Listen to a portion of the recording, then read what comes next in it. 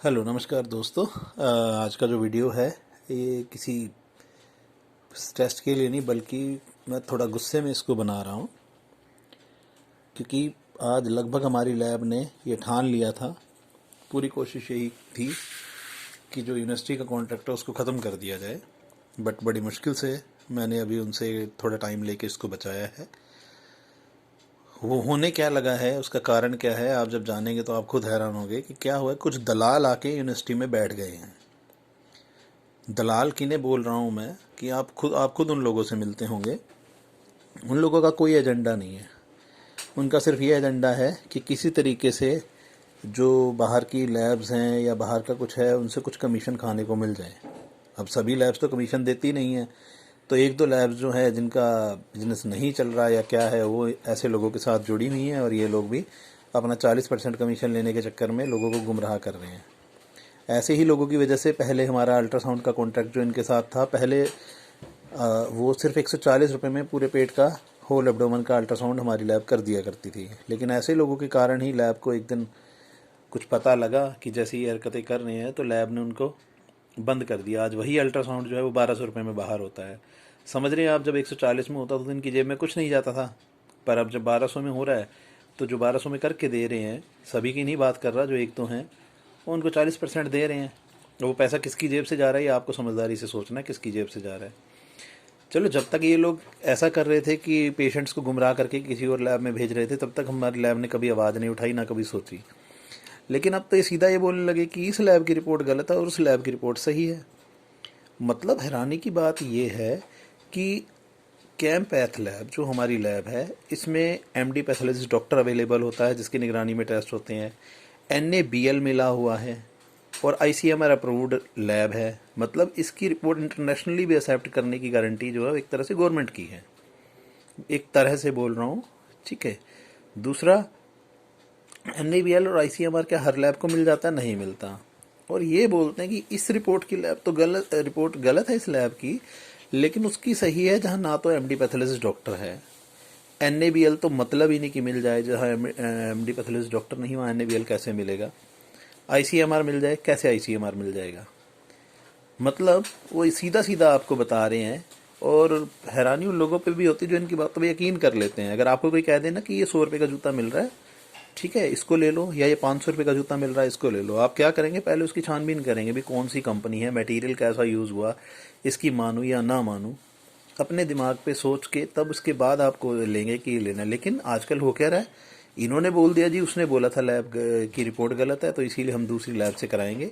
अभी पिछला वीडियो मैंने बनाया था, उसी लैब ने उनको कैंसर दे दिया था ना, बाद में कुछ भी नहीं निकला। मेरा पिछला वीडियो देखिएगा। तो आज ये वीडियो ऐसे दलालों के लिए मैं बना रहा हूँ। दलाल थोड़ा गुस्सा चढ़ा हुआ है, और वीडियो नहीं होता तो शायद कुछ और बोलता। तो थोड़ा आप लोगों से भी ये गुजारिश है कि आप थोड़ा विवेक से काम लें। मैं नहीं कह रहा कि आप हमारी लैब से टेस्ट कराइए, मत कराइए, बिल्कुल मत कराइए। पर लेकिन जिससे भी करवाते हैं तो आप एक बार ये तो उसमें देखिए ना कि जो लैब जिससे आप करवाने वाले हैं वो क्या, उसकी क्वालिटी क्या क्या है, वो आपको रिजल्ट्स जो दे रही है उसकी खासियत क्या क्या है। मैं नहीं कह रहा कि सारी लैब्स जो NABL नहीं, ICMR रिपोर्ट नहीं, वो किसी काम की रिपोर्ट नहीं देती। मैं कह रहा हूँ बहुत अच्छी रिपोर्ट्स देती हैं वो।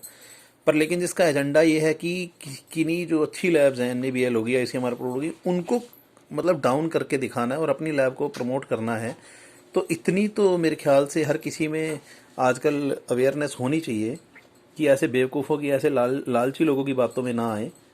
आज जैसे मैंने आपको अल्ट्रासाउंड का एग्जांपल दिया, आज 1200 रुपये में हो रहा है, होगा क्या है जिस दिन ये कॉन्ट्रैक्ट ख़त्म हो जाएगा।